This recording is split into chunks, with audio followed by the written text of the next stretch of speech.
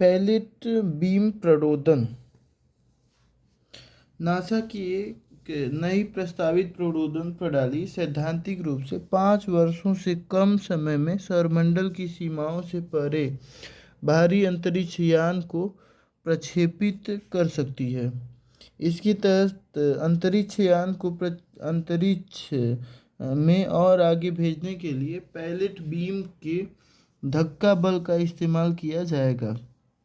Palette beam अवधारणा आंशिक रूप से ब्रेकथ्रू स्टारशॉट पहल से प्रेरित है। इस पहल के तहत लाइट सेल प्ररोधन प्रणाली पर कार्य किया जा रहा है।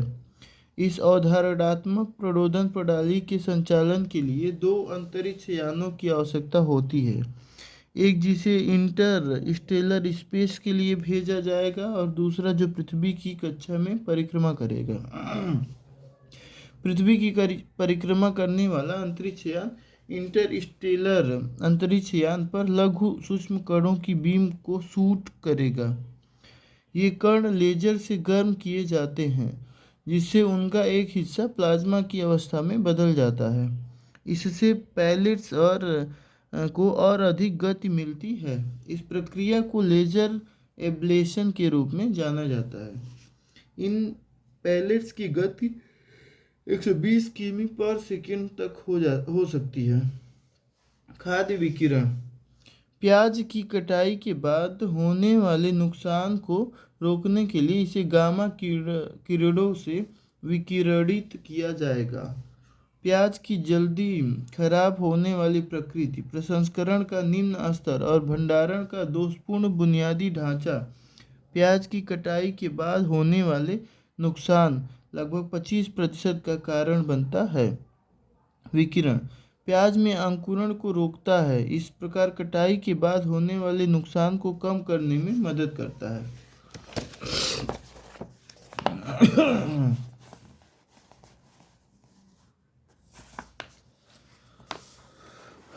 खाद्य विकिरण में खाद्य संरक्षण के लिए आयनकारी विकिरणों से प्राप्त ऊर्जा का नियंत्रित उपयोग किया जाता है। ये आयनकारी विकिरण हैं गामा किरण, इलेक्ट्रॉन और एक्सरे। विकिरण उन जैविक प्रक्रियाओं को बाधित करता है जो उत्पादों के क्षय का कारण बनती है। गामा किरण, एक्सरे या इलेक्ट्रॉन खाद्य में किसी भी प्रकार की रेडियोधर्मिता उत्पन्न नहीं होने देते हैं। खाद्य पदार्थों का विकिरणीकरण इरेडिएशन करने के लाभ खाद्य जनित बीमारी पैदा करने वाले जीव जैसे ई कोलाई नष्ट हो जाते हैं। अंकुरण और पकने में देरी को संभव बनाकर खाद्य पदार्थ के उपयोग योग्य अवधि बढ़ाती है। खाद्य पदार्थ को खराब करने और सड़ाने वाले सजीवों को नष्ट या निष्क्रिय कर देती है। खाद्य पदार्थों को रोगाणु रहित बनाने के लिए इस्तेमाल किया जा सकता है। इससे खाद्य पदार्थों को बिना रेफ्रिजरेशन के सालों तक भंडारित किया जा सकता है।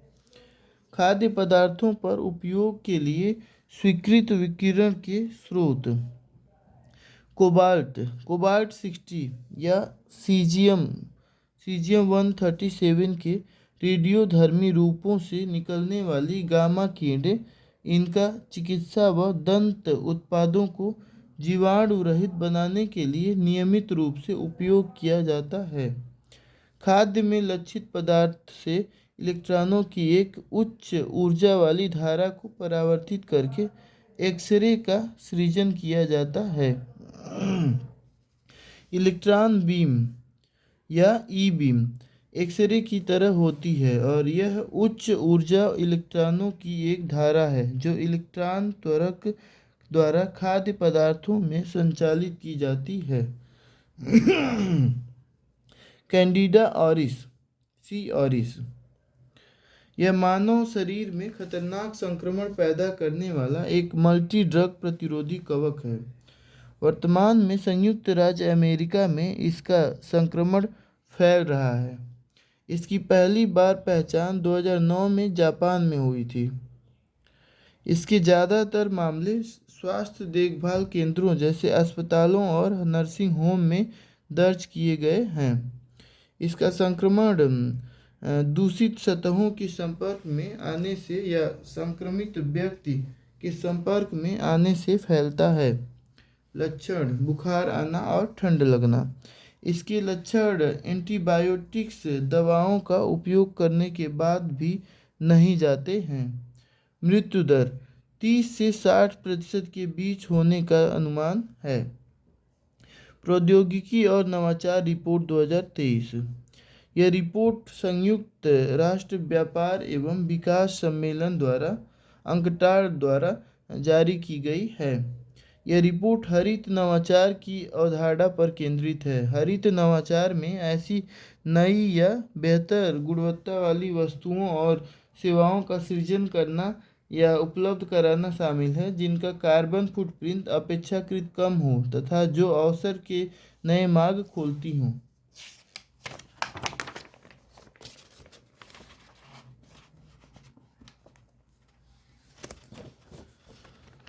हरित नवाचार के लिए अंतर्राष्ट्रीय सहयोग को बढ़ावा देने हेतु की गई सिफारिशें।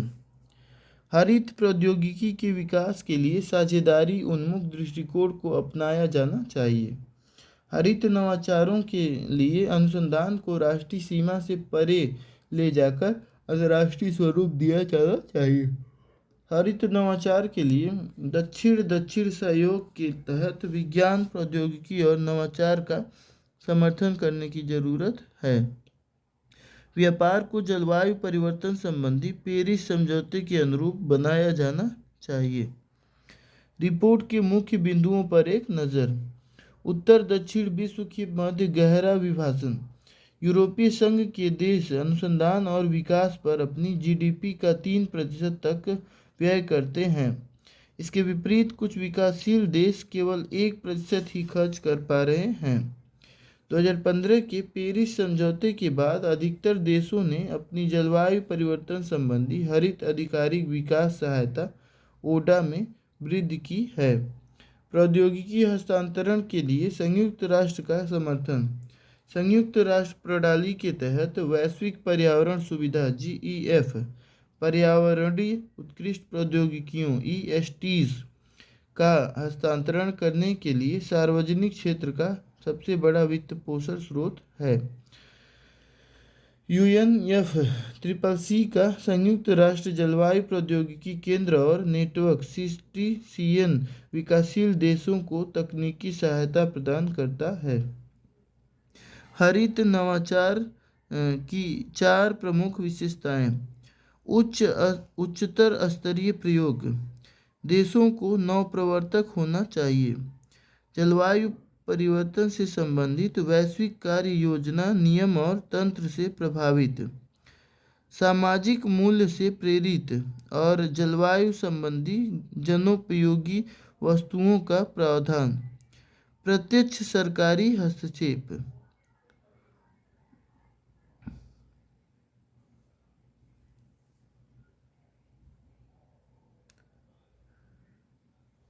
वैभव फेलोशिप। विज्ञान और प्रौद्योगिकी मंत्रालय ने अनिवासी भारतीय NRI शोधकर्ताओं के लिए वैभव फेलोशिप की शुरुआत की है। वैभव फेलोशिप का उद्देश्य भारत के उच्चतर शिक्षण संस्थानों के अनुसंधान इकोसिस्टम में सुधार लाना है।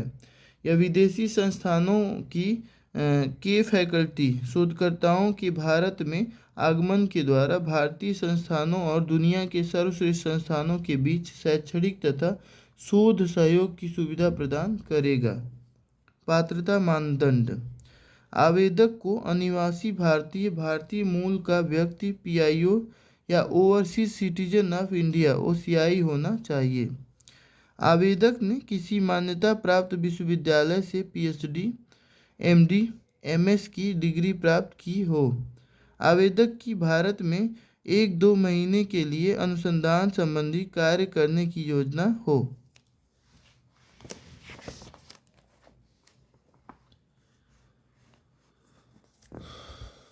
मानकों के माध्यम से विज्ञान सीखो पहल। इस पहल को भारतीय मानक ब्यूरो BIS ने छात्रों के लिए शुरू किया है। इसका उद्देश्य मानकों के माध्यम से विज्ञान सीखने के लिए छात्रों को प्रेरित करना है। यह पहल BIS द्वारा पूर्व में संचालित पहल की निरंतरता में है। BIS द्वारा पूर्व में संचालित पहल के तहत देश भर के शैक्षणिक संस्थानों में मानक क्लब स्थापित किए जा रहे हैं। यह पहल वैज्ञानिक अवधारणाओं, सिद्धांतों और नियमों का उपयोग करने के उद्देश्य से पाठ योजनाओं की एक श्रृंखला पर केंद्रित है। यह श्रृंखला विद्यार्थियों को संबंधित भारतीय मानकों में वर्णित अलग अलग उत्पादों की गुणवत्ता विशेषताओं के निर्माण, कार्य तथा परीक्षण में उनके व्यावहारिक अनुप्रयोगों को समझने में मदद करेगी। BIS के अधिकारी और संसाधन कर्मी विद्यार्थियों के लिए पाठ योजनाओं का संचालन करेंगे।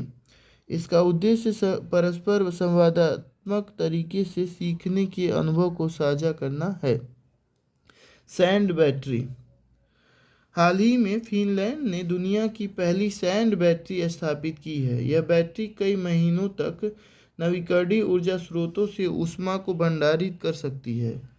सैंड बैटरी एक उच्च तापमान वाला तापीय ऊर्जा भंडारण है। यह रेत या रेत जैसी सामग्री का उपयोग भंडारण के माध्यम के रूप में करता है। यह रेत में ऊर्जा को ऊष्मा के रूप में संग्रहित करता है। इसका मुख्य उद्देश्य अतिरिक्त पवन और सौर ऊर्जा के लिए उच्च शक्ति तथा उच्च क्षमता वाले भंडारण के रूप में कार्य करना है। इसमें ऊर्जा को ऊष्मा के रूप में भंडारित किया जाता है। इसका उपयोग घरों को गर्म रखने या गर्म भाप प्रदान करने के लिए किया जा सकता है। साथ ही इसका उपयोग कुछ उद्योगों, विशेषकर ऐसे संस्थानों में जो जीवाश्म ईंधन पर निर्भर होते हैं, में उच्च तापमान प्रक्रिया हेतु ऊष्मा प्रदान करने के लिए भी किया जा सकता है। सैंड बैटरी कैसे काम करती है? विंड टर्बाइन्स या सारे पैनल्स द्वारा बिजली पैदा की जाती है। 30% ऊर्जा का उपयोग सीधे स्थानीय अवसंरचना को बिजली की आपूर्ति करने के लिए किया जाता है। से 70% ऊर्जा सैंड बैटरी में भंडारित की जाती है, जिससे रेत 600 से 1000 डिग्री सेल्सियस तक गर्म हो जाता है। चौथा, भंडारित ऊर्जा का उपयोग सर्दियों के महीनों के दौरान किया जा सकता है, जब सौर ऊर्जा कम प्राप्त होती है।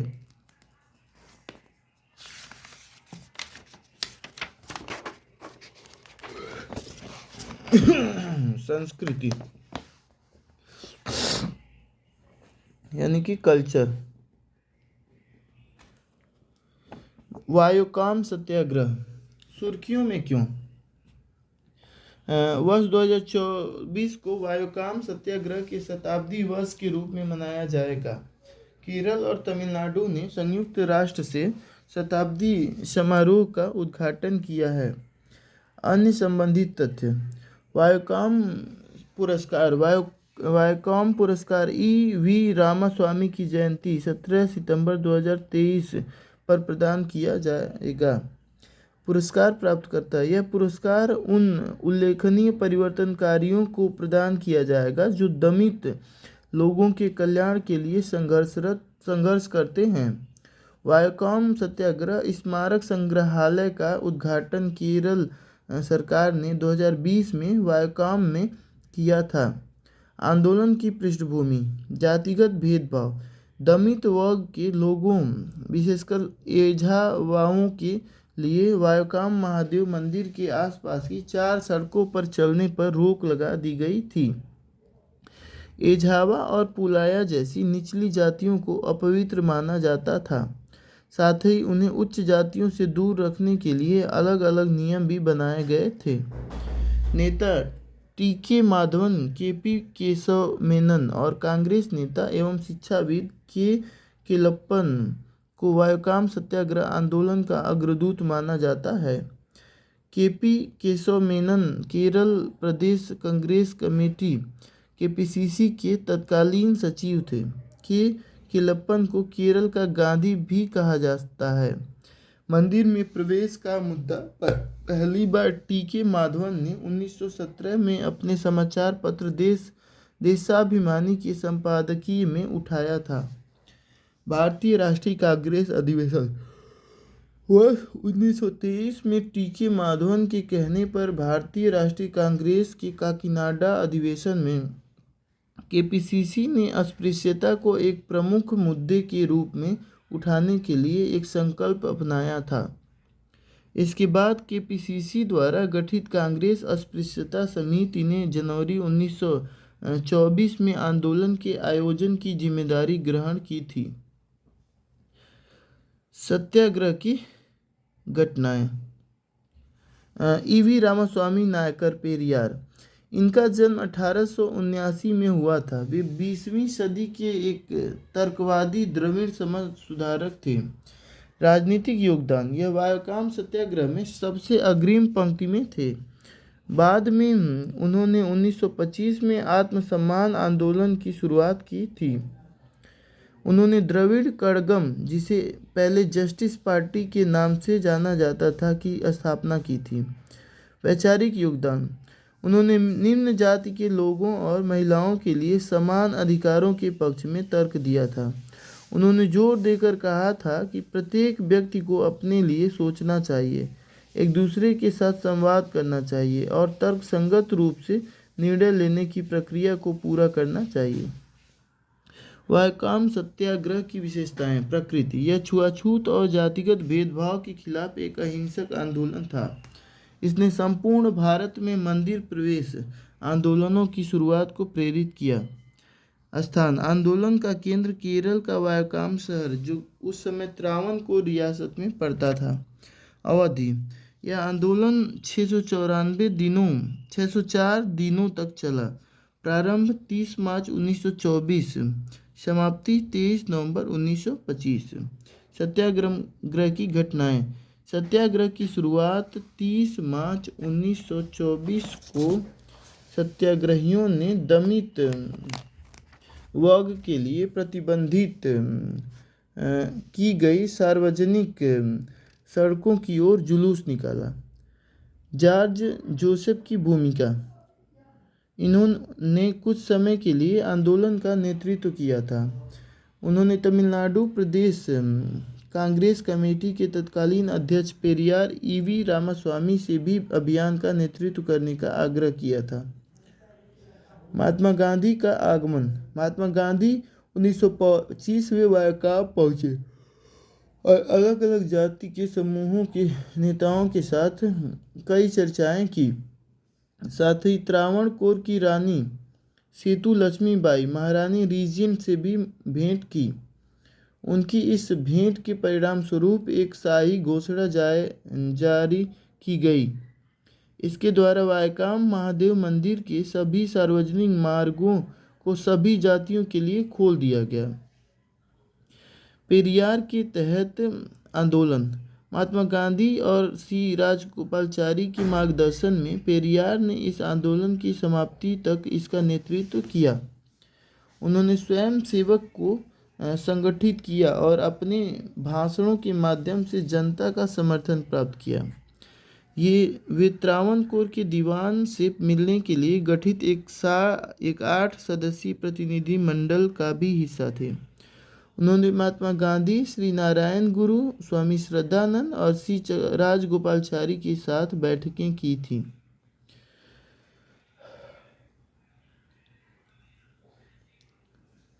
इस आंदोलन की मुख्य विशेषताएं। अहिंसक विरोध प्रदर्शन का गांधीवादी तरीका। महिलाओं और अलग अलग कई समुदायों की भागीदारी। हिंदुओं की कुछ जातियों की ओर से सामाजिक सुधारों के लिए एकजुटता। पंजाब के अकालियों से प्राप्त समर्थन। छुआछूत अस्पृश्यता राजनीतिक विमर्श का मुख्य मुद्दा बन गया। आंदोलन का परिणाम। समझौता समाधान। वायकाम सत्याग्रह को 30 नवंबर 1925 को आधिकारिक तौर पर वापस ले लिया गया था। इसे महात्मा गांधी और त्रावणकोर के तत्कालीन पुलिस आयुक्त W.H. पिट के बीच परामर्श के बाद समाप्त किया गया था। सभी कैदियों की रिहाई और वायकॉम मंदिर के लिए 4 सड़कों में से 3 तक पहुंच प्रदान करने के बाद एक समझौता किया गया था। महात्मा गांधी और पेरियार के बीच दरार। वायकॉम सत्याग्रह ने गांधी जी और पेरियार के बीच मतभेद को उजागर कर दिया था। गांधी जी ने जहां इसे हिंदू सुधारवादी आंदोलन के रूप में देखा था, वहीं पेरियार ने इसे जाति आधारित अत्याचारों के खिलाफ लड़ाई बताया था। पेरियार आंशिक सफलता से खुश नहीं थे और उन्होंने अंततः कुछ महीनों बाद कांग्रेस छोड़ दी थी। मंदिर प्रवेश उद्घोषणा वर्ष 1936 में। सत्याग्रह के समापन के लगभग 1 दशक बाद त्रावणकोर के महाराजा द्वारा ऐतिहासिक मंदिर प्रवेश उद्घोषणा पर हस्ताक्षर किए गए थे। इस उद्घोषणा ने त्रावणकोर के मंदिरों में वंचित जातियों के प्रवेश पर लगे सदियों पुराने प्रतिबंध को हटा दिया था। निष्कर्ष, इस सत्याग्रह ने राष्ट्रव्यापी मंदिर प्रवेश आंदोलन की शुरुआत की थी, जो आज तक जारी है। इसने भारत में सामाजिक न्याय और स्वतंत्रता आंदोलन के बीच एक सेतु का भी निर्माण किया था। हालांकि वायकॉम सत्याग्रह जाति के नाम पर नैतिकता, समानता और न्याय से इनकार करने जैसे संरचनात्मक भेदभाव के विरुद्ध विद्रोह था।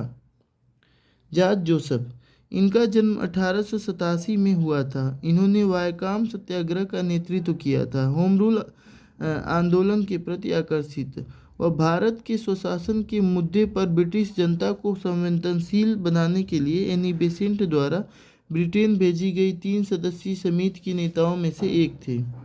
साहित्यिक योगदान। वे इलाहाबाद से प्रकाशित होने वाले राष्ट्रवादी समाचार पत्र द इंडिपेंडेंट के संपादक थे और बाद में यंग इंडिया के भी संपादक बने थे। बाद में भागीदारी। वह मदुरै में रोलेट सत्याग्रह के नेता थे और असहयोग आंदोलन में शामिल हुए थे। George Joseph.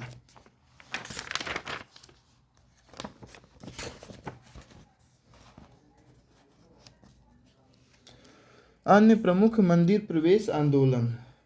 अरुविपुरम आंदोलन 1988। यह केरल के अरुविपुरम गांव में श्री नारायण गुरु द्वारा शुरू किया गया मंदिर प्रवेश आंदोलन था। यह मंदिर में प्रवेश के समान अधिकारों के लिए शुरुआती आंदोलनों में से एक था। कालाराम मंदिर प्रवेश आंदोलन 1930 वर्तमान नासिक में डॉक्टर भीमराव अंबेडकर के नेतृत्व में शुरू हुआ था। इस आंदोलन को मंदिर में प्रवेश के अधिकार के रूप में आरंभ किया गया था, लेकिन इसका झुकाव अधिकारों की समानता की ओर अधिक था। गुरुवायूर में सत्याग्रह 1931 से 32।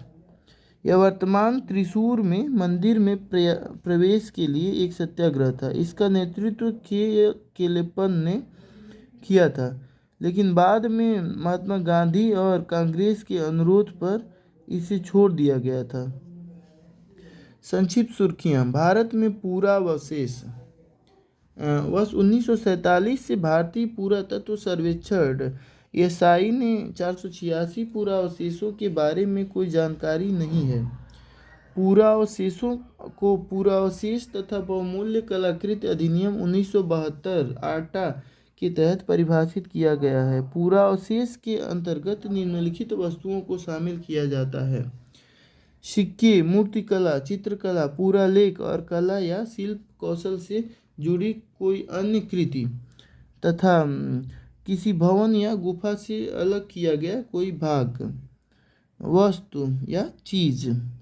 2007 में राष्ट्रीय स्मारक और पुरावशेष मिशन NMMA शुरू किया गया था। इसे आटा के अंतर्गत परिभाषित पुरावशेषों का एक डेटाबेस तैयार करने का कार्य सौंपा गया।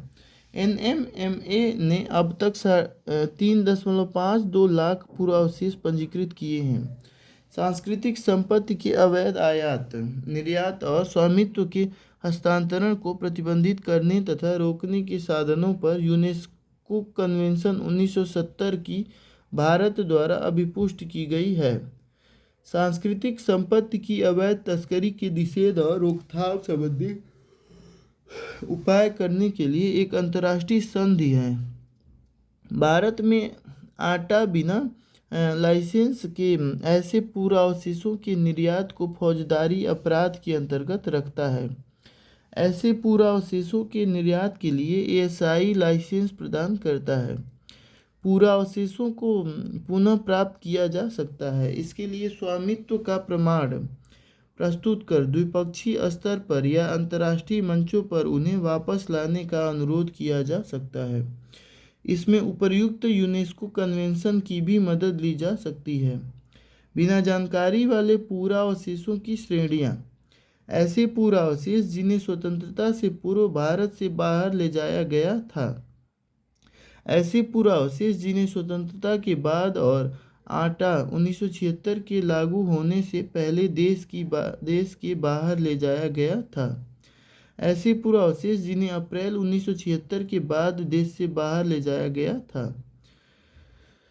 मतुआ समुदाय: प्रधानमंत्री ने लोगों से पश्चिम बंगाल में मतुआ महामेला देखने का आग्रह किया है।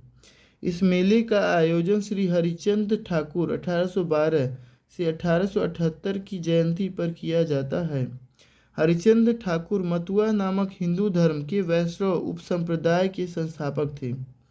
उन्होंने बंगाली भाषा में दोहे लिखे थे। साथ ही सामुदायिक सशक्तिकरण के प्राथमिक माध्यम के रूप में शिक्षा और मजबूत संगठन बनाने पर बल दिया था।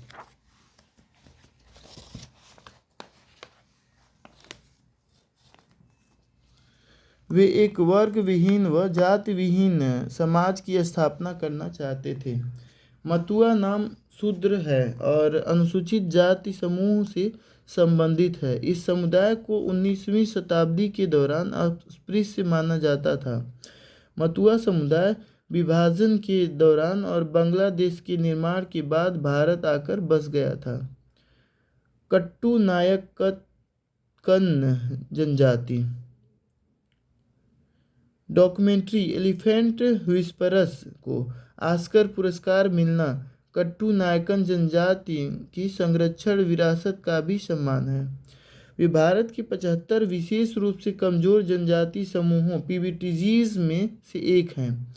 यह जनजाति तमिलनाडु और केरल, नीलगिरी व आसपास के क्षेत्र के कुछ हिस्सों में पाई जाती है। भाषा: इनकी भाषा सभी द्रविड़ भाषाओं का मिश्रण है। धार्मिक प्रथाएं: ये उनकी संस्कृति में गहन रूप से निहित है। यह समुदाय जानवरों, पक्षियों, वृक्षों, चट्टानों, सांपों और लगभग सभी प्राकृतिक रचनाओं की पूजा करता है।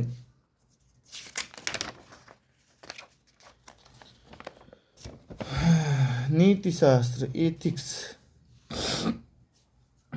हेल्थ केयर में एआई नैतिकता।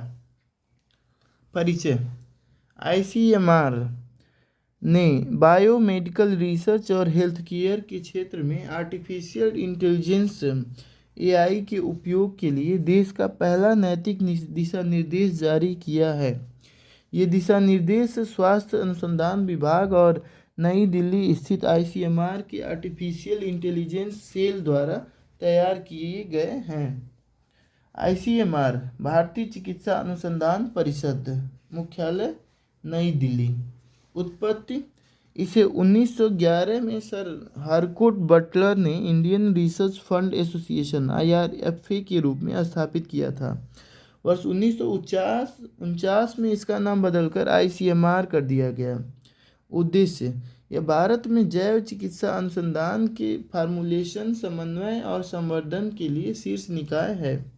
वैधानिक स्थिति: यह स्वास्थ्य एवं परिवार कल्याण मंत्रालय के अधीन कार्यरत स्वास्थ्य अनुसंधान विभाग द्वारा वित्त पोषित है। आईसीएमआर की गवर्निंग काउंसिल की अध्यक्षता केंद्रीय स्वास्थ्य एवं परिवार कल्याण मंत्री द्वारा की जाती है। कार्य: यह भारतीय जनता के स्वास्थ्य और जीवन की गुणवत्ता में सुधार लाने के विषय से चिकित्सा तथा उससे संबंधित विज्ञान के सभी क्षेत्रों में अनुसंधान को बढ़ावा देती है। दिशा निर्देशों का उद्देश्य: एआई प्रौद्योगिकियों की सक्रिय भागीदारी की दिशा में प्रयास करना। इन दिशा निर्देशों का उद्देश्य बायोमेडिकल रिसर्च और हेल्थ केयर प्रदान करने में एआई आधारित प्रौद्योगिकियों के प्रभावी लेकिन सुरक्षित विकास, वर्गीकरण और अंगीकरण को प्रोत्साहित करना है। हितधारकों की भागीदारी। ये दिशा निर्देश हेल्थ केयर क्षेत्र से संबद्ध एआई अनुसंधान में शामिल सभी हितधारकों के लिए जारी किए गए हैं। इनमें डेवलपर्स, तकनीशियन, शोधकर्ता, चिकित्सक, नैतिकता संबंधी समितियां, संस्थान, प्रायोजक और फंडिंग करने वाले संगठन शामिल हैं। हेल्थ केयर के क्षेत्र में एआई की आवश्यकता क्यों? निदान और जांच। यह चिकित्सा निदान में मानवीय त्रुटि को कम करने और इसकी सटीकता में सुधार करने में मदद कर सकता है। रोग निदान के ज्ञात तरीकों में व्यापक वृद्धि कर सकता है। साक्ष्य आधारित उपचार एल्गोरिदम के प्रयोग को बढ़ाने और परिणामों के पूर्वानुमान की दिशा में प्रयासों को गति प्रदान कर सकता है। चिकित्सीय दवाओं की खोज और विकास। यह दवा की खोज और टीके के विकास की दिशा में एपिटोप की पहचान करने में मदद कर सकता है। सटीक चिकित्सा आनुवंशिकता के विश्लेषण के आधार पर व्यक्तिगत उपचार प्रदान कर सकता है। बड़े डेटा सेट का उपयोग करके बीमारी के परिणामों के आकलन में मदद कर सकता है। क्लिनिकल देखभाल इंटरैक्टिव चैटबॉट्स और डिजिटल निगरानी उपकरणों के माध्यम से टेलीमेडिसिन तथा स्वयं की देखभाल प्रदान कर सकता है। उपचार की निरंतरता प्रेरणा, रिमाइंडर्स और देखभाल नेटवर्क के निर्माण के लिए समाधान उपलब्ध करा सकता है। महामारी विज्ञान और रोग की रोकथाम।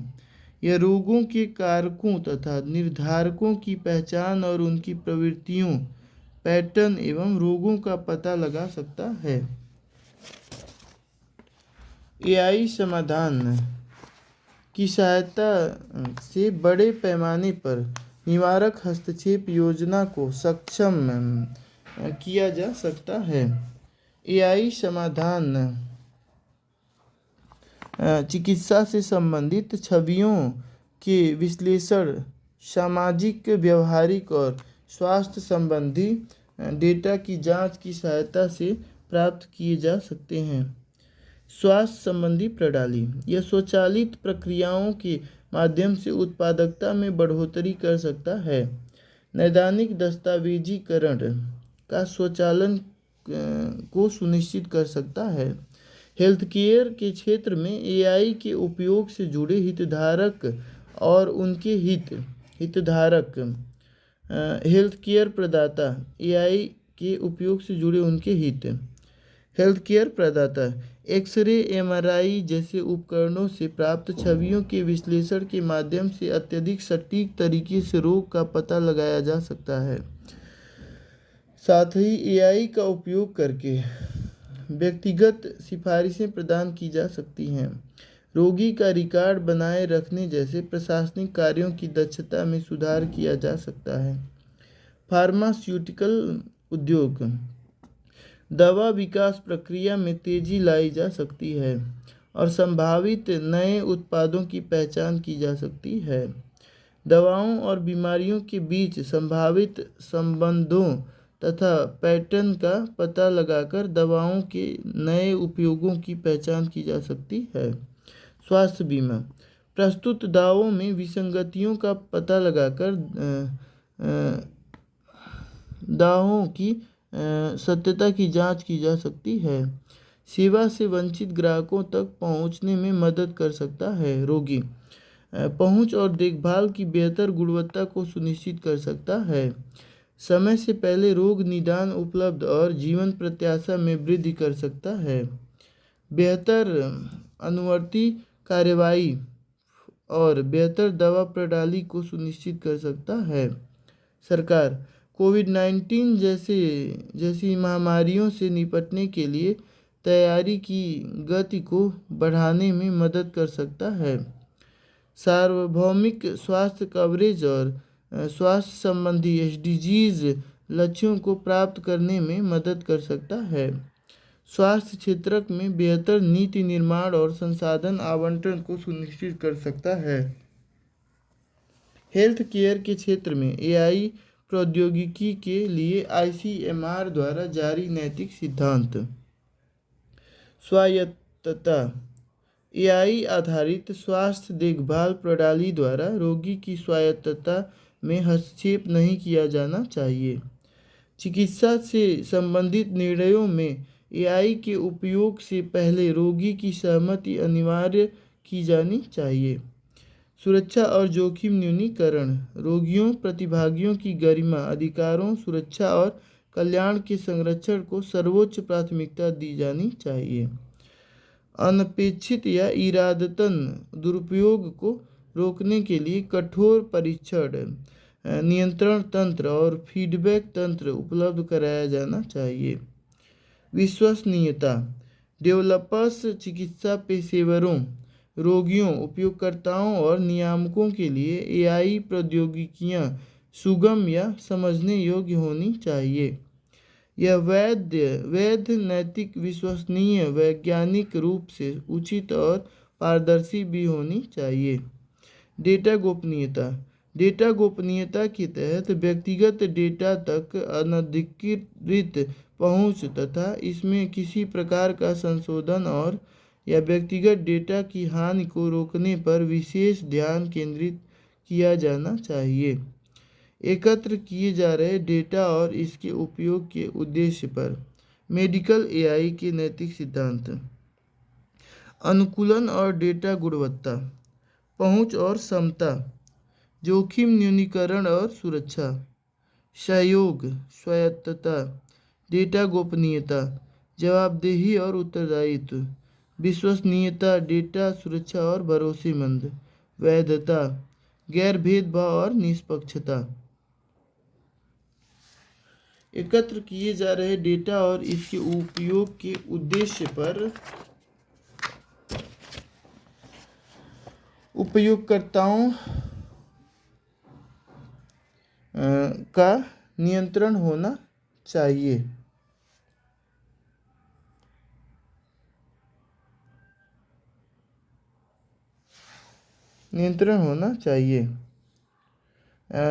जवाबदेही और उत्तरदायित्व इसे निवारक तंत्र और नियमित लेखा परीक्षा की सहायता से सुनिश्चित किया जाना चाहिए। ह्यूमन वारंटी का उपयोग कर जवाबदेही सुनिश्चित की जा सकती है। यह एआई प्रौद्योगिकियों के विकास और उनके उपयोग में रोगियों तथा चिकित्सकों के मूल्यांकन प्रतिक्रिया को शामिल करता है। पहुंच, क्षमता और समावेशिता। स्वास्थ्य क्षेत्र के लिए एआई को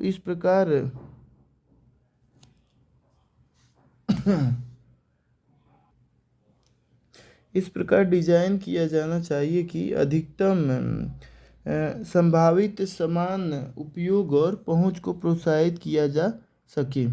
इस पर आयु, लिंग, लैंगिकता, आय, नस्ल, जातीयता, योग्यता, यौन ओरिएंटेशन या अन्य विशेषताओं का प्रभाव नहीं पड़ना चाहिए। एआई के विकास के लिए डेटा सेट पक्षपाती नहीं होना चाहिए और पूर्वाग्रह, त्रुटियों, भेदभाव आदि से मुक्त होना चाहिए। आगे की राह। 5E दृष्टिकोण। मूल्यांकन करना। स्वास्थ्य देखभाल में एआई के उपयोग से संबंधित नैतिक चिंताओं का सूक्ष्मता से विश्लेषण किया जाना चाहिए। विवरण देना। हेल्थ केयर डिलीवरी में एआई के इस्तेमाल में बाधक प्रमुख मुद्दों और कमियों का विवरण उपलब्ध कराना चाहिए। हितधारकों को शामिल करना। एक समग्र समाधान विकसित करने के लिए विभिन्न हितधारकों को शामिल करते हुए एक अंतः विषय सहयोगी रणनीति तैयार की जानी चाहिए। इसमें स्वास्थ्य सेवा प्रदाता, सॉफ्टवेयर डेवलपर्स, नीति निर्माता जैसे हितधारक शामिल हैं। लागू करना। मौजूदा कानूनी ढांचे में संशोधन की सहायता से एआई के उपयोग में नैतिक नियमों को लागू किया जाना चाहिए। निष्पादन स्वास्थ्य देखभाल में एआई के इस्तेमाल की स्वीकृत तथा इसकी उपयोगिता को व्यापक बनाने के लिए समयबद्ध व प्रभावी कार्रवाई की जानी चाहिए। भारत में हेल्थ केयर और अनुसंधान की दिशा में एआई प्रौद्योगिकी के उपयोग के प्रबंधन हेतु उठाए गए कदम। राष्ट्रीय स्वास्थ्य नीति 2017 एनएसपी डिजिटल स्वास्थ्य प्रौद्योगिकियों का लाभ उठाने के लिए राष्ट्रीय डिजिटल स्वास्थ्य प्राधिकरण की स्थापना पर केंद्रित है। नेशनल डिजिटल हेल्थ ब्लूप्रिंट 2019 इसका उद्देश्य इलेक्ट्रॉनिक स्वास्थ्य रिकॉर्ड की एक प्रणाली विकसित करना है जिसमें डेटा अनामिता और डी आइडेंटिफिकेशन के एकीकृत नैतिक सिद्धांत शामिल होंगे। प्रस्तावित दिशा स्वास्थ्य और परिवार कल्याण मंत्रालय द्वारा हेल्थ केयर में डिजिटल सूचना सुरक्षा अधिनियम दिशा 2018 प्रस्तावित किया गया है। इसमें डिजिटल स्वास्थ्य डेटा के संग्रह, भंडारण, प्रसार और उपयोग को मानकीकृत तथा विनियमित करने के लिए राष्ट्रीय एवं राज्य ई स्वास्थ्य प्राधिकरण व स्वास्थ्य सूचना एक्सचेंज की स्थापना पर बल दिया गया है। दिशा निर्देश मानव प्रतिभागियों को शामिल करने वाले बायोमेडिकल और स्वास्थ्य अनुसंधान के लिए आईसीएमआर राष्ट्रीय नैतिक दिशा निर्देश 2017। पशु अधिकारों की नैतिकता परिचय। हाल ही में बॉम्बे हाई कोर्ट ने हाउसिंग सोसाइटी से कहा है कि आवारा कुत्तों के प्रति क्रूरता और नफरती व्यवहार न करें, उनके प्रति करुणा और सहयोग दिखाएं। हाई कोर्ट की इस टिप्पणी ने भारत में पशुओं की देखभाल और उनके कल्याण से संबंधित पहलुओं पर ध्यान आकर्षित किया है। कोर्ट की यह टिप्पणी यह प्रदर्शित करता है कि एक समाज के रूप में हम पशुओं को कैसे देखते हैं।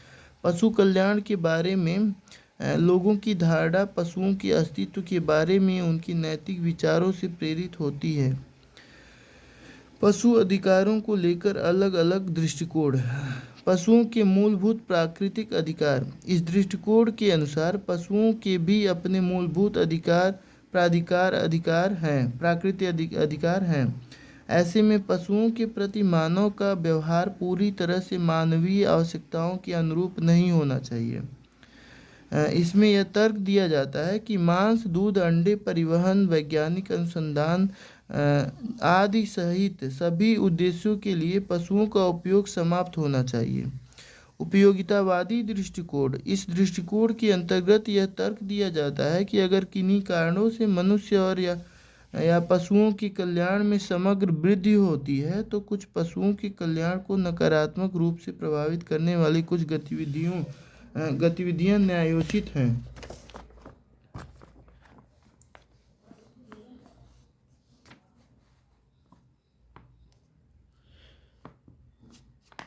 उदाहरण के लिए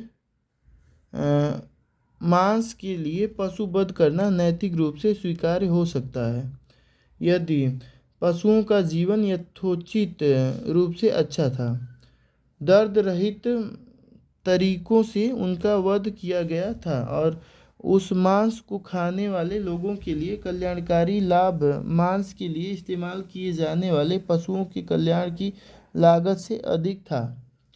प्रकृति के प्रति सम्मान की दृष्टिकोण।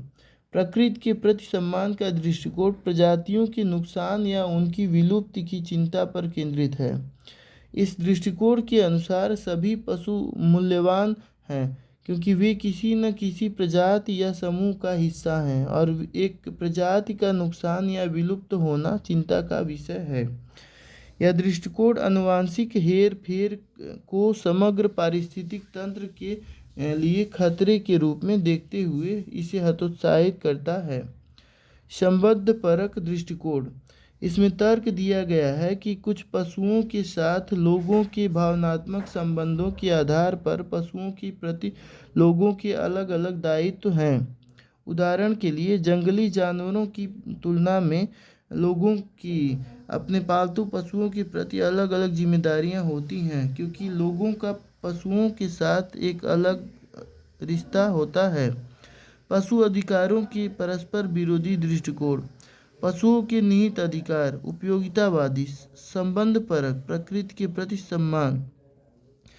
पशु अधिकारों के प्रति भारत का दृष्टिकोण। भारत का दृष्टिकोण निम्नलिखित भारतीय परिस्थितियों के लिए लागू कुछ विचारों का मिश्रण है। पशुओं के प्रति क्रूरता की रोकथाम सहित पशुओं का संरक्षण और उनके प्रति करुणा।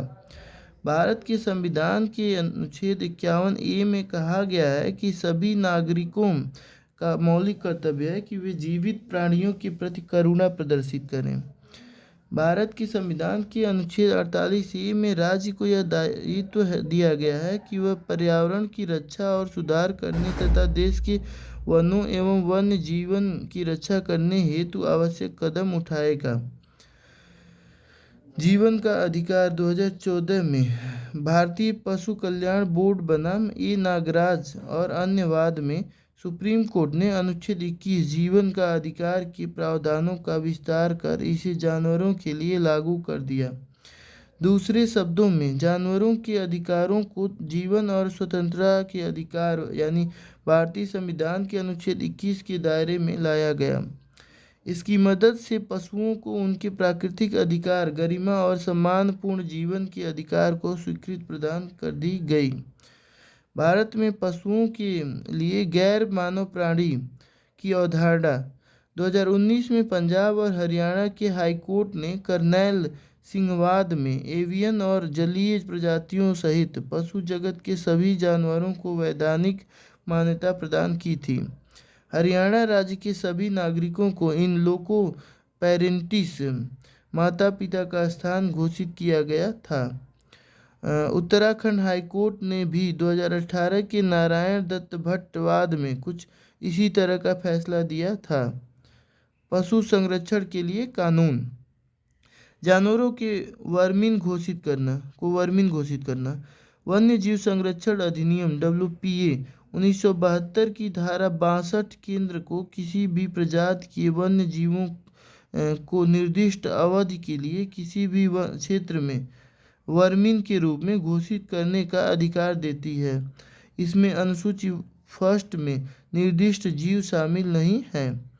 किसी भी पशु को वर्मीन के रूप में शामिल करने से सीमित समय के लिए निर्दिष्ट क्षेत्रों में उनकी हत्या, शिकार वैध हो जाता है। इससे पहले कई जानवरों जैसे जंगली सूअर, नीलगाय, रीसस, मकाक आदि को विभिन्न राज्यों में वर्मीन घोषित किया गया है।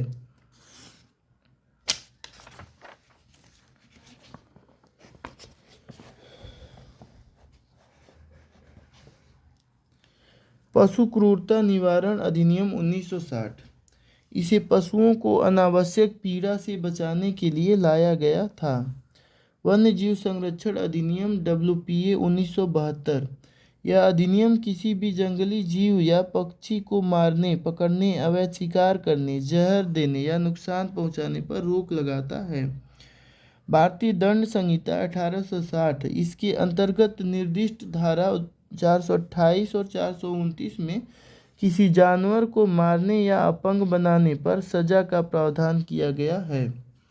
पशु अधिकार प्रणाली के निर्माण के सिद्धांत। जानवरों के अधिकार अलग अलग देशों, परिवेशों और स्थितियों के संदर्भ में भिन्न भिन्न हो सकते हैं। एक नैतिक अधिकार पशु प्रणाली का निर्माण करने के लिए निम्नलिखित दृष्टिकोण पर विचार किया जा सकता है।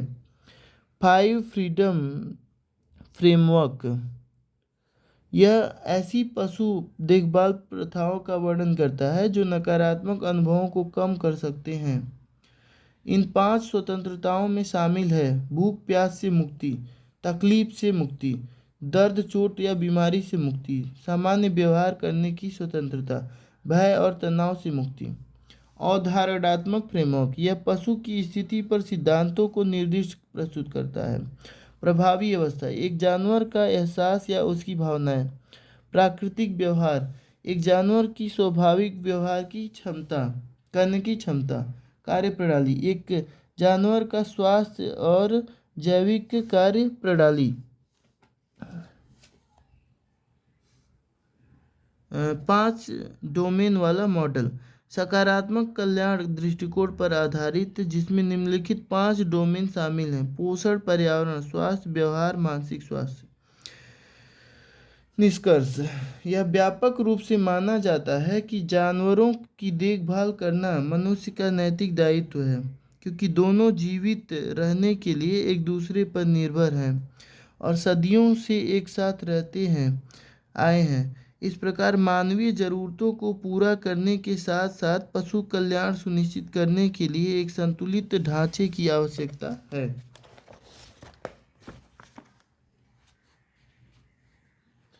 सुर्खियों में रही योजनाएं, स्कीम्स। समर्थ वस्त्र क्षेत्र में क्षमता निर्माण योजना। सुर्खियों में क्यों? हाल ही में सरकार ने समर्थ योजना की समयावधि को बढ़ाकर मार्च 2024 तक कर दिया है। उद्देश्य: हथकरघा, हस्तशिल्प, रेशम उत्पादन और जूट के पारंपरिक क्षेत्रों में कौशल विकास एवं कौशल उन्नयन को बढ़ावा देने के लिए संगठित वस्त्र तथा संबंधित क्षेत्रों में मांग आधारित प्लेसमेंट उन्मुख कौशल कार्यक्रम उपलब्ध कराना, संगठित वस्त्र तथा संबंधित क्षेत्रों में रोजगार सृजित करने में उद्योगों के प्रयासों को प्रोत्साहित करना और उन्हें एक दूसरे का पूरक बनाना। इसमें कताई और बुनाई को छोड़कर वस्त्रों की संपूर्ण मूल्य श्रृंखला को कवर किया जाना है। देश भर में समाज के सभी वर्गों के लिए मजदूरी या स्वरोजगार द्वारा आजीविका के संधारणीय प्रावधान को सक्षम बनाना। मुख्य विशेषताएं: यह वस्त्र मंत्रालय का एक अम्ब्रेला कौशल उन्नयन कार्यक्रम है। यह योजना कौशल विकास और उद्यमिता मंत्रालय MSDE द्वारा तैयार की गई थी। इस योजना का लक्ष्य 10 लाख व्यक्तियों, 9 लाख संगठित और 1 लाख पारंपरिक क्षेत्रों में को प्रशिक्षित करना है। इसे कार्यान्वयन भागीदारों के माध्यम से लागू किया जाता है। कार्यान्वयन भागीदार: वस्त्र उद्योग। वस्त्र मंत्रालय और राज्य सरकारों के संस्थान संगठन प्रशिक्षण संबंधी बुनियादी ढांचा और प्लेसमेंट के लिए वस्त्र उद्योग के साथ टाई अप करते हैं। वस्त्र क्षेत्र में सक्रिय प्रतिष्ठित प्रशिक्षण संस्थान, NGOs, सोसाइटी, ट्रस्ट, संगठन, कंपनियां, स्टार्टअप्स, उद्यमी। योजना के कार्यान्वयन में अपनाई गई प्रमुख प्रक्रियाएं इस प्रकार हैं: कार्यान्वयन भागीदारों द्वारा प्रस्तावित प्रशिक्षण केंद्रों को समर्पित सरकारी एजेंसियों के माध्यम से भौतिक रूप से सत्यापित किया जाता है। कार्यान्वयन और निगरानी को सुगम बनाने के लिए एक सिरे से दूसरे सिरे तक डिजिटल समाधान प्रदान करना। प्रशिक्षु भारत के नागरिक होने चाहिए और उनकी आयु 14 वर्ष से अधिक तथा उनके पास आधार कार्ड होना चाहिए, जब तक कि आधार अधिनियम 2016 के तहत छूट नहीं दी गई हो। इसे उन्नत सुविधाओं से युक्त बनाया गया है, जैसे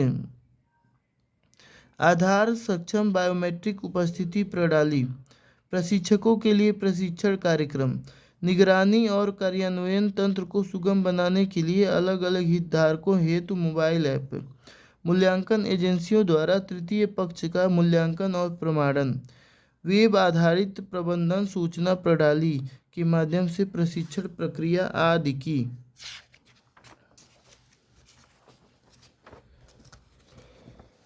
ऑनलाइन निगरानी: प्रशिक्षण केंद्रों को न्यूनतम 30 घंटे का सॉफ्ट स्किल प्रशिक्षण प्रदान करना चाहिए। वस्त्र मंत्रालय से नामित शिकायत निवारण अधिकारी के अधीन लोक शिकायत निवारण तंत्र। वित्त पोषण: योजना संबंधी सहायता केवल योजना के अधीन मंत्रालय द्वारा सहमत MSDE के सामान्य मानदंडों के अंतर्गत शामिल किए गए लागत शीर्षों के लिए ही होगी। प्लेसमेंट: संगठित वस्त्र क्षेत्र में पाठ्यक्रमों और रोजगार का लिंकेज अनिवार्य है। इसमें प्रवेश स्तर पर 70% और कौशल उन्नयन कार्यक्रमों के लिए 90% प्लेसमेंट अनिवार्य है। पारंपरिक क्षेत्र के पाठ्यक्रमों में पारिश्रमिक मुआवजा की दिया जा रहा है। स्वरोजगार के लिए लाभार्थियों को प्रधानमंत्री मुद्रा योजना के तहत रियायती ऋण उपलब्ध कराया जाएगा। सुर्खियों में रहे विश्व के स्थल। ऑस्ट्रिया और भारत ने सड़क अवसंरचना विकास तथा हरित प्रौद्योगिकियों पर विचार का आदान प्रदान किया है। ये है ऑस्ट्रिया। और लिथुआनिया, भारत और लिथुआनिया ने द्वीप टेक स्टार्टअप के क्षेत्रों में काम करने का सहमति व्यक्त की। ये लिथुआनिया है यहाँ पे। जॉर्डन, भारत और जॉर्डन के बीच रक्षा सहयोग पर दूसरी सलाहकार बैठक आयोजित की गई है। कंबोडिया में आगामी चुनावों में लोकतंत्र और समावेशी विकास पर ध्यान केंद्रित किया जाएगा। ऑस्ट्रेलिया, भारत और ऑस्ट्रेलिया ने एक फ्रेमवर्क तंत्र पर हस्ताक्षर किए हैं। इसका उद्देश्य छात्रों और पेशेवरों की आवाजाही को सुगम बनाने के लिए योग्यताओं की पारस्परिक मान्यता में सहायता करना है। तस्मानिया, ऑस्ट्रेलिया ने मैक्वेरी द्वीप को अधिक संरक्षण प्रदान करने के लिए एक योजना बनाई है। मिस्र, वैज्ञानिकों ने मिस्र के गीजा के महान पिरामिड के अंदर एक छिपे हुए मार्ग की खोज की है। अल्जीरिया, आईएनएस सुमेदा ने ऑपरेशनल टर्न अराउंड के लिए अल्जीरिया में प्रवेश किया। रोमानिया, भारत और रोमानिया ने रक्षा सहयोग पर एक समझौते पर हस्ताक्षर किए। स्पेन में सबसे पुराना मानव जीनोम 23,000 वर्ष पुराना खोजा गया है। स्वीडन की संसद ने नाटो में शामिल होने की अनुमति देने के लिए एक विधेयक को औपचारिक रूप से मंजूरी प्रदान की। जर्मनी, हैम्बर्ग शहर में हुई गोलीबारी में कई लोगों की मौत हो गई। मैक्सिको, भारत और मैक्सिको ने अनुसंधान प्रौद्योगिकी और नवाचार सहयोग पर एक समझौता ज्ञापन पर हस्ताक्षर किया। इक्वाडोर, हाल ही में दक्षिणी इक्वाडोर में 8.8 तीव्रता का भूकंप आया था। पेरू, हाल ही में पेरू के तटीय क्षेत्रों में भूकंप आया था। सुर्खियों में रहे स्थल। भारत, चांगथांग वन्यजीव अभयारण्य लद्दाख। चांगथांग वन्यजीव अभयारण्य में एक नए भारतीय वायुसेना अड्डे की स्थापना की जाएगी। नीरू नदी जम्मू कश्मीर, चिनाब जलग्रहण क्षेत्र की नीरू नदी में यूरेशियन उद्बिलाव को देखा गया है। बारदा, प्रोजेक्ट लायन में गुजरात के वर्धा को एशियाई शेरों के दूसरे अधिवास के रूप में प्रस्तावित किया गया है। गेटवे ऑफ इंडिया महाराष्ट्र, एक संरचनात्मक ऑडिट में गेटवे ऑफ इंडिया के आगे वाले भाग में कुछ दरारों का पता चला है।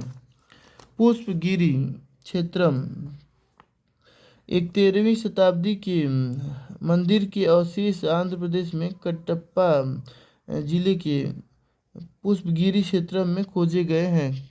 कुडप्पा जिसको बोलते हैं। तासीडिंग मठ सिक्किम, तासीडिंग मठ में भूमथू महोत्सव मनाया गया। भूमचू, नामदफा राष्ट्रीय उद्यान अरुणाचल प्रदेश, हाल ही में 8 साल के अंतराल के बाद इस राष्ट्रीय उद्यान में एक बाघ देखा गया है। नामदफा में केबुल लामजाओ राष्ट्रीय उद्यान मणिपुर, केंद्र ने मणिपुर सरकार को केबुल लामजाओ राष्ट्रीय उद्यान और लोकटक झील के संरक्षण के लिए कदम उठाने की सलाह दी है। Butterfly eco park Tripura, butterfly eco park Tripura के छोटा खोला में स्थित है। यह पूर्वोत्तर का पहला तितली पार्क है। शिशुपालगढ़ उड़ीसा। भारतीय पुरातत्व सर्वेक्षण ASI ने शिशुपालगढ़ को भूमाफियाओं से बचाने के लिए ओडिशा सरकार से हस्तक्षेप की मांग की। गंधमर्दन पहाड़ी उड़ीसा। ओडिशा सरकार ने गंधमर्दन पहाड़ी श्रृंखला को जैव विविधता विरासत स्थल BHS घोषित किया है।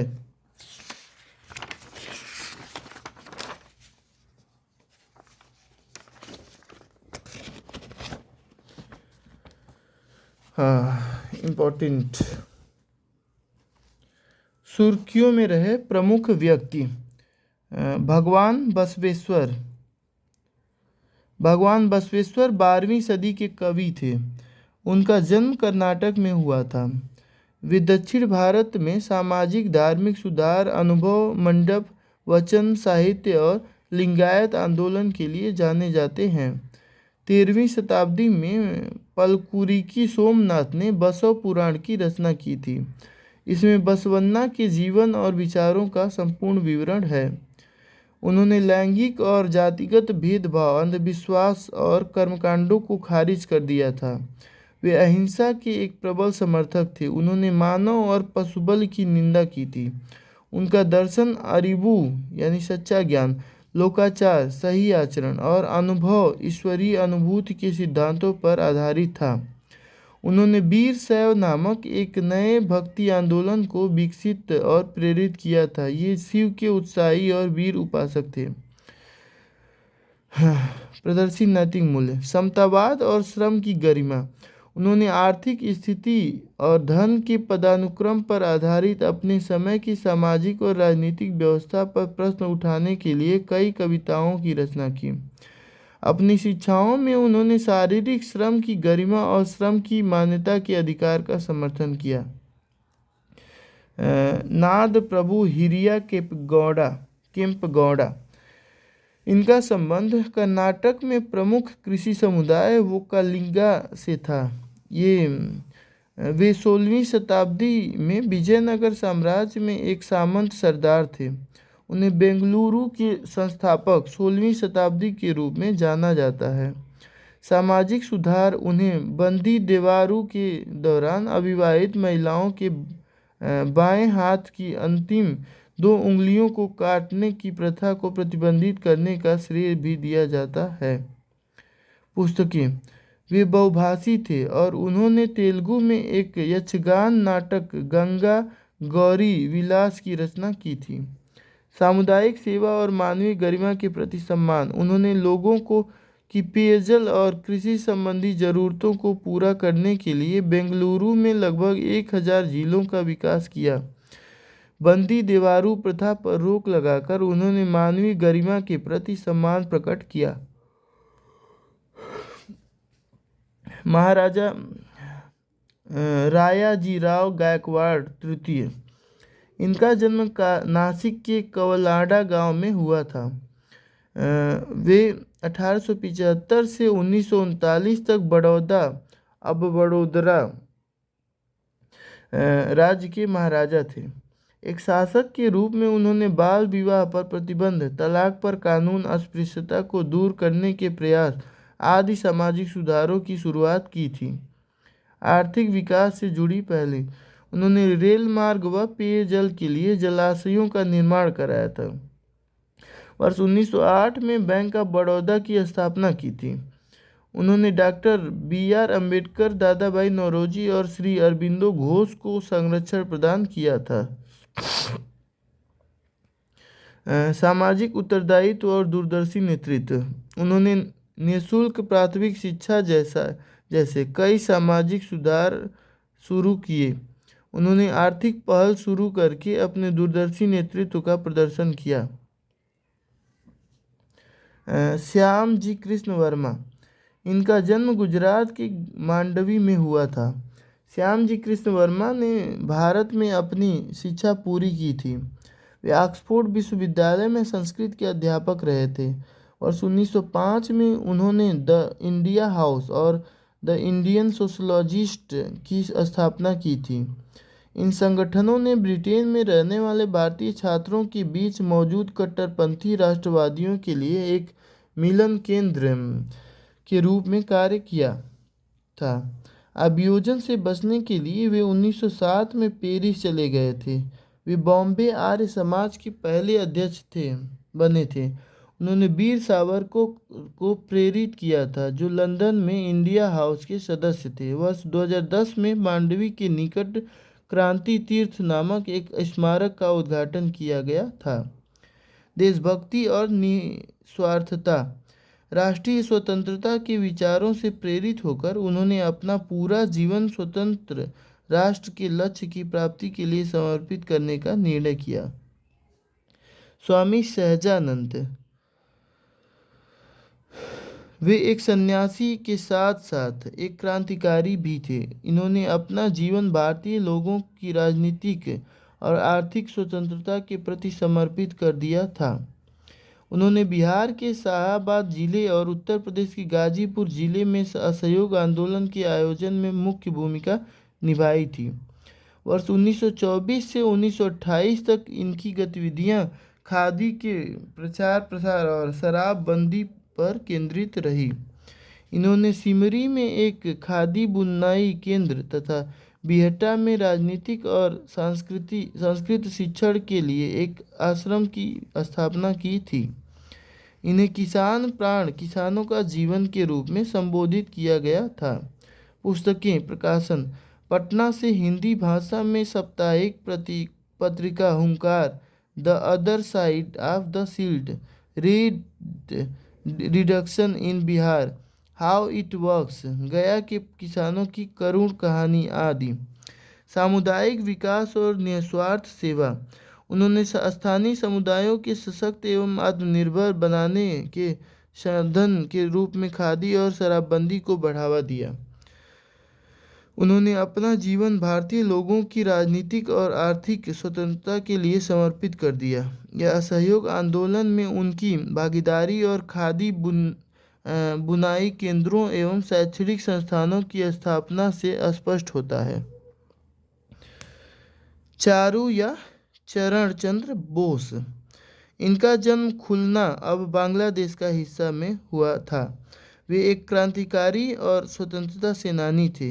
इन्हें अलीपुर बम कांड 1909 में फांसी की सजा दी गई थी। वे दिव्यांग थे। वे अनुशीलन समिति से जुड़े हुए थे और एक क्रांतिकारी संगठन युगांतर के सदस्य भी थे। उन्होंने कोलकाता और हावड़ा में अलग अलग प्रेस तथा समाचार पत्रों के लिए भी कार्य किया था। साहस और देशभक्ति। उन्होंने ब्रिटिश औपनिवेशिक शासन के विरुद्ध भारत की आज़ादी के लिए निडरता से लड़ाई लड़ी। विपरीत परिस्थितियों में उन्होंने अपने अदम्य साहस का परिचय दिया।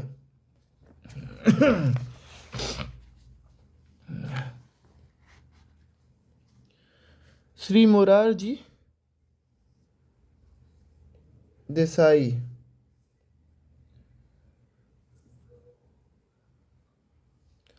श्री मोरारजी देसाई का जन्म गुजरात में हुआ था। वे 1918 में बम्बई की प्रांतीय सिविल सेवा में शामिल हुए थे। उन्होंने 12 वर्षों तक डिप्टी कलेक्टर के रूप में कार्य किया था। वर्ष 1930 में वे महात्मा गांधी के नेतृत्व में भारतीय स्वतंत्रता संग्राम में शामिल हो गए थे। वर्ष 1931 में वे अखिल भारतीय कांग्रेस कमेटी के सदस्य बने थे। स्वतंत्रता के बाद उन्होंने अलग अलग क्षमताओं में देश की सेवा की थी। वे वर्ष 1977 से 1979 तक देश के प्रधानमंत्री रहे थे। उन्हें भारत रत्न और पाकिस्तान निशाने पाकिस्तान के सर्वोच्च नागरिक पुरस्कारों से सम्मानित किया गया था। नेतृत्वकर्ता और जन भावना से प्रेरित। उन्होंने राष्ट्र निर्माण के लिए व्यापक प्रयास किए और पड़ोसी देशों के साथ संबंध सुधारने के लिए काम किया। उन्होंने अपने पूरे जीवन काल में सार्वजनिक जीवन में सत्यनिष्ठा पर जोर दिया। लोकतंत्र के प्रति उनकी अटूट प्रतिबद्धता थी। Doctor GN. Ramachandran. GN. Ramachandran का जन्म शताब्दी समारोह विज्ञान में उनकी अनूठी खोजों और उत्कृष्ट उपलब्धियों को याद करने का अवसर प्रदान करता है। उनका जन्म केरल में कोचीन के पास एर्नाकुलम में हुआ था। जीएन रामचंद्रन भारत के एक प्रसिद्ध जैव भौतिकीवेत्ता थे। उनके प्रमुख योगदान: उन्होंने 1954 में गोपीनाथ करथा के साथ मिलकर कोलेजन श्लेष्मजन की तियरी कुंडली संरचना की खोज की थी। यह हमारे शरीर में सबसे प्रचुर मात्रा में पाए जाने वाला प्रोटीन है। उन्होंने वर्ष 1963 में रामचंद्रन प्लॉट के नाम से एक सिद्धांत विकसित किया था। इसे प्रोटीन संरचना के मानक विवरण के रूप में उपयोग किया जाता है। उन्होंने कन्वल्सन यानी संवलन तकनीक का उपयोग करके शैडोग्राफ से छवि पुनर्निर्माण के सिद्धांत का विकास किया था। वे वर्ष 1981 में विश्व सांस्कृतिक परिषद के संस्थापक सदस्य थे। पुरस्कार: उन्हें 1961 में भौतिकी के लिए शांति स्वरूप भटनागर पुरस्कार प्रदान किया गया था। वैज्ञानिक जिज्ञासा और विनम्रता: उनकी वैज्ञानिक जिज्ञासा ने संरचनात्मक आणविक जीव विज्ञान में खोज के लिए प्रेरित किया। अपने अभूतपूर्व कार्य और ढेर सारी प्रशंसाओं के बावजूद वे विनम्र बने रहे और जैव सूचना विज्ञान की उन्नति के लिए प्रतिबद्ध रहे। हेमू कालाडी: इनका जन्म संयुक्त भारत के सिंध क्षेत्र में हुआ था। वे भारतीय स्वतंत्रता संघर्ष के दौरान एक क्रांतिकारी और एक स्वतंत्रता सेनानी थे। उन्हें सिंध का भगत सिंह भी कहा जाता है। वे स्वराज सेना एक युवा संगठन के सदस्य थे। उन्होंने ब्रिटिश विरोधी साहित्य का वितरण किया था और 1942 में भारत छोड़ो आंदोलन में भी शामिल हुए थे। वर्ष 1942 में उन्होंने हथियारों से लदी ब्रिटिश रेल को पटरी से उतारने और लूटने का प्रयास किया था। इस रेल में रखे हथियारों का इस्तेमाल उस समय चल रहे बलूचिस्तान आंदोलन को दबाने के लिए किया जाना था। हालांकि इस अभियान में वे पकड़े गए थे और 19 साल की कम आयु में ही उन्हें फांसी दे दी गई थी। देशभक्ति और सत्यनिष्ठा: वह भारतीय स्वतंत्रता के लिए हृदय से प्रतिबद्ध थे और भारत में ब्रिटिश शासन के खिलाफ संघर्ष करते रहे।